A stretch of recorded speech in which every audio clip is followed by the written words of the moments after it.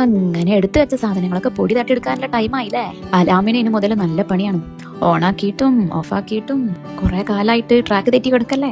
നമ്മുടെ മക്കളുടെ ഒക്കെ ടൈം ടേബിൾ ഒന്ന് റീഷെഡ്യൂൾ ആയി കിട്ടാനേ കുറച്ച് ടൈം എടുക്കും. നേരത്തെ കിടന്നാല് നേരത്തെ എണീക്കാന്നുള്ള തിയറി അറിയാഞ്ഞിട്ടൊന്നുമല്ല, പ്രാക്ടിക്കലായി കിട്ടാൻ കുറച്ച് പാടാണ്. പോരാത്തതിന് സ്കൂൾ ടൈമിങ്ങും ചേഞ്ചായി. 2 മണിക്കൂർ മുന്നേ എണീക്കേണ്ടി വരും. കറക്റ്റ് ആയിട്ട് പറഞ്ഞാൽ 5:45 ബസ് വരും. രാവിലെ തന്നെ മോനോട് തർക്കിക്കാൻ നിൽക്കാതെ അവന് ഇഷ്ടപ്പെട്ട ഫുഡ് തന്നെ റെഡിയാക്കി കൊടുത്തു. എല്ലാം പാക്ക് ചെയ്ത് അവനെ റെഡിയാക്കി നടന്നു.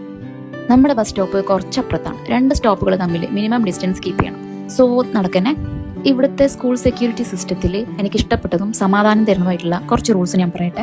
ഒന്നാമത്തെ കാര്യം, ID കാർഡ് കമ്പൽസറിയാണ്. ID കാർഡ് ഇല്ലാതെ ബസ്സിൽ കയറാൻ പറ്റൂല കേട്ടോ. നമ്മുടെ മക്കൾ വരുന്നത് കാണുമ്പോൾ തന്നെ കണ്ടക്ടർ ഫസ്റ്റ് ചെക്ക് ചെയ്യൽ ID കാർഡാണ്. ഇനി അഥവാ കണ്ടക്ടർ അറിയാതെ മക്കൾ സ്കൂളിൽ എങ്ങാനും എത്തിപ്പെട്ടാൽ സ്കൂളിൽ നിന്ന് വിളി വരും. ക്ലാസ്സിൽ കയറണമെങ്കിൽ ID കാർഡ് വേണമെന്നും പറഞ്ഞിട്ട് പിന്നെ ID കാർഡ് എടുത്തോണ്ട് നമ്മൾ സ്കൂളിലേക്ക് പോകേണ്ടി വരും. രണ്ടാമത്തെ കാര്യം, കൊണ്ടാക്കാനും കൊണ്ടുവരാനും പാരന്റ് തന്നെ പോകണം. അല്ലെങ്കിൽ ബസ്സിൽ നിന്ന് നമുക്ക് അവർ പിക്ക് ചെയ്യാൻ പറ്റില്ല. ചിലപ്പോൾ മക്കളെ കൊണ്ട് സ്കൂളിലേക്ക് തന്നെ അവർ തിരിച്ചു പോകും. പിന്നെ നമ്മൾ അവിടെ പോയി പിക്ക് ചെയ്യേണ്ടി വരും. പാരന്റ് അല്ലാതെ വേറെ ആർക്കെങ്കിലും കുട്ടിയെ കൊണ്ടുവരണം എന്നുണ്ടെങ്കിൽ ആരെയാണോ നമ്മളെ ഏൽപ്പിക്കാൻ പോകുന്നത് അയാളുടെ എമിറേറ്റ്സ് ഐഡിയുടെ കോപ്പി വെച്ചിട്ട് ഫോം ഫിൽ ചെയ്ത് കൊടുക്കണം. അതുകൊണ്ട് തന്നെ നമ്മുടെ മക്കളെ വേറെ ആരും കൊണ്ടുപോകില്ല എന്നുള്ള സമാധാനം ഉണ്ടാവും.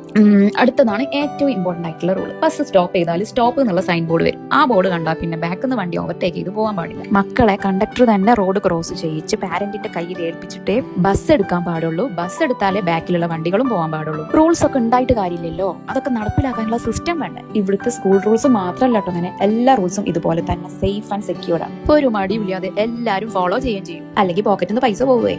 അപ്പോ ഇനി സ്കൂളിലെ വിശേഷങ്ങളൊക്കെ കേൾക്കട്ടെ.